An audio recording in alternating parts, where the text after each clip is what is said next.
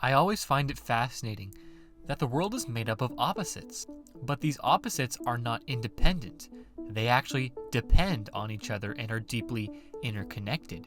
This is yin and yang, and this duality is found anywhere you go, but when it comes to life interacting, this yin and yang is expressed in the form of masculine and feminine, and I find it fascinating that this yin and yang is literally like a code for reality.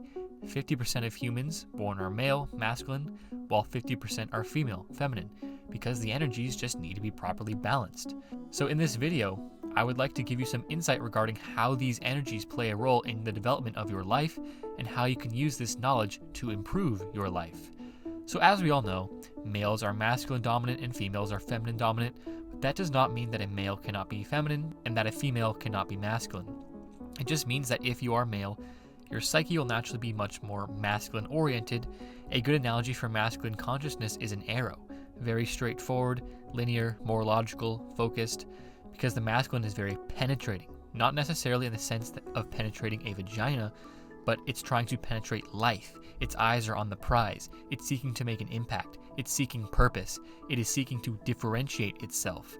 Whereas for females, a good analogy for feminine consciousness is a cup. It takes in, it receives. It's all about soaking everything in. It's accepting, it's feeling, it's intuitive, it's emotional. And even though pretty much all males are masculine dominant, pretty much all females are feminine dominant, every stable person has a healthy balance between the masculine and feminine.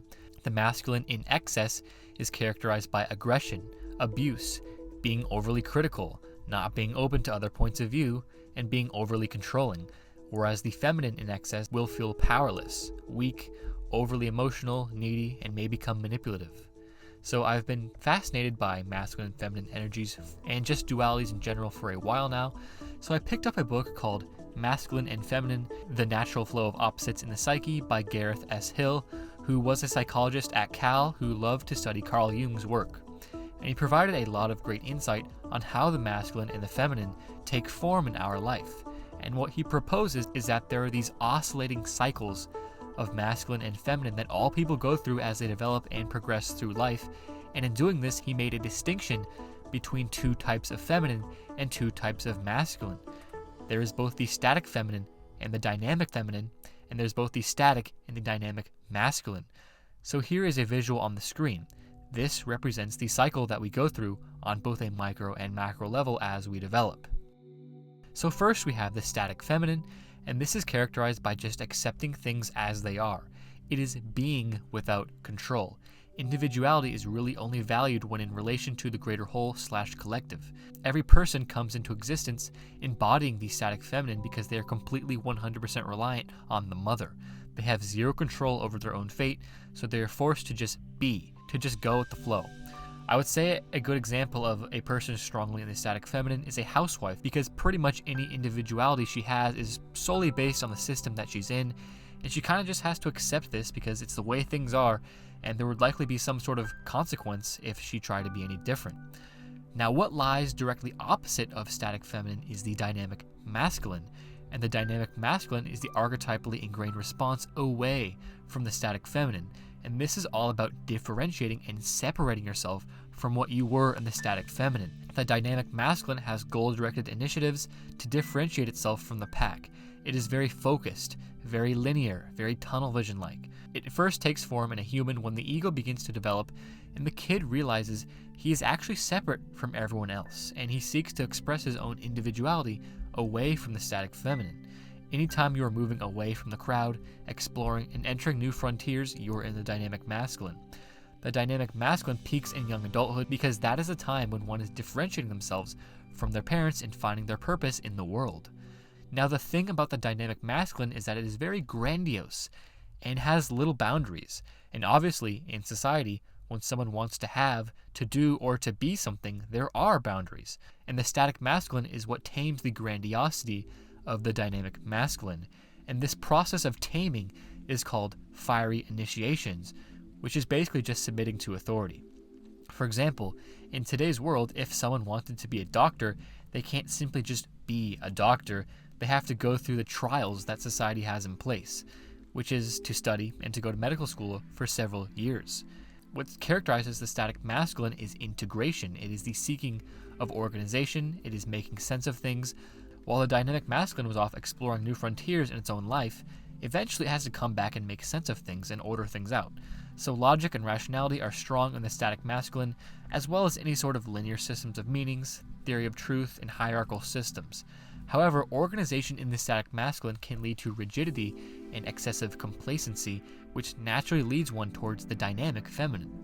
The dynamic feminine is the synthesis of new possibilities, combinations, and insights, and moves away from the static masculine.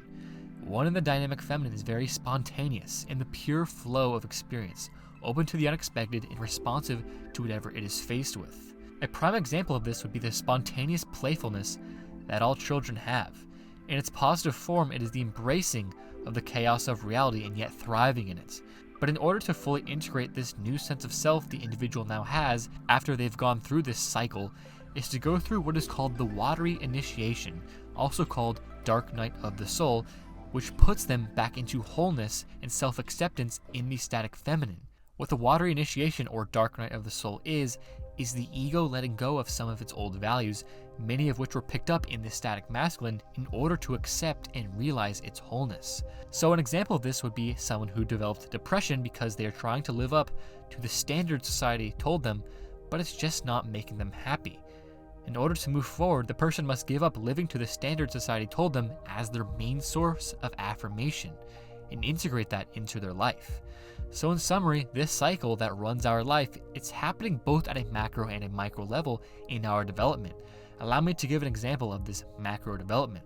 And this is just pretty much a textbook example of a lot of people in the first world today. So basically everyone is born the static feminine, being reliant on their family for survival, and as they go through adolescence, they learn, they experience, they might have some passions they want to pursue when they make their way into the real world and are differentiating themselves from their family, but one way or another they have to conform to the society that they are in. They can't just automatically be or do the things they want to do. They have to play along with the system, so they go through the fiery initiation, they go to college, they get that degree, so then they can make money in the real world so they can properly integrate themselves into the system, the static masculine. And they start a career, they get married, have kids, find a home, and they're going about just fine for years, but eventually a deeper purpose is calling them, especially if their life is not satisfying them at all. And this leads them away from the static masculine towards the dynamic feminine in the form of a midlife crisis, and they'll think things like, what the hell have I been doing my whole life? Why am I even here? I've just been mindlessly conforming this whole time. I want to do something else, something impactful. But in order to fully integrate that something else they want to do or be, they have to go through the watery initiation or dark night of the soul. They have to give up and let go of what has been holding them back this entire time, and that can be painful. But if it is properly done, you'll have a completely renewed sense of purpose and self after you go through the dark night of the soul. That was a more macro example, but I've gone through microcycles in my very own life with this channel. I started this channel not knowing what the hell I wanted to do with it, so my first few videos I kind of just made whatever I wanted to. But then I had some powerful psychedelic experiences, so I started making videos based on that. I started to gain some more views, I had a couple of them blow up, and my dynamic masculine vision was to become a popular psychedelic channel, like a psych substance or something like that, but a little different.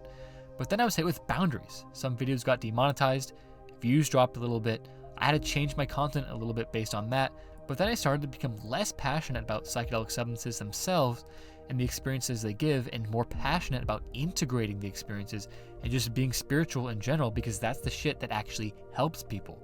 So I broke away from the static masculine structure of only making psychedelic videos on this channel and started making videos on some other stuff, and views plummeted.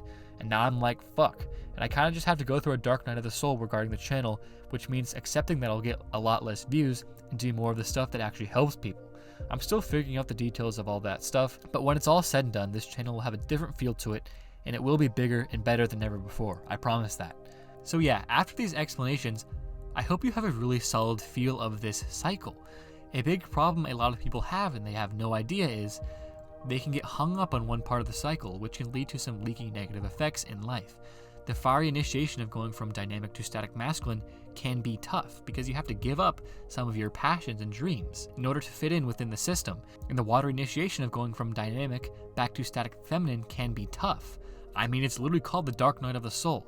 So my advice to you is to embrace the fiery and the watery initiations of life, because you're going to have lots of them.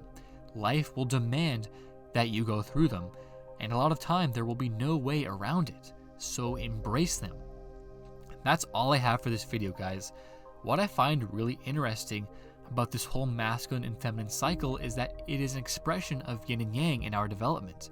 As we go through life, whether we are male or female, there are times where we must just accept things as they are. We must go with the flow and not try to control everything. But there are other times where we must take charge. We must individuate ourselves. We must penetrate life. We must be innovative. It never stays static. There's always the flow of yin and yang, masculine and feminine, going on in our thoughts and our actions all the time. So again, I hope describing the cycle made sense and was insightful to you. If you enjoyed the video, please give it a like and comment for that algorithm boost. I do have a Patreon. If you wish to support my work at a higher level, I would really appreciate that. And that's all for today, guys. Have a great day and peace.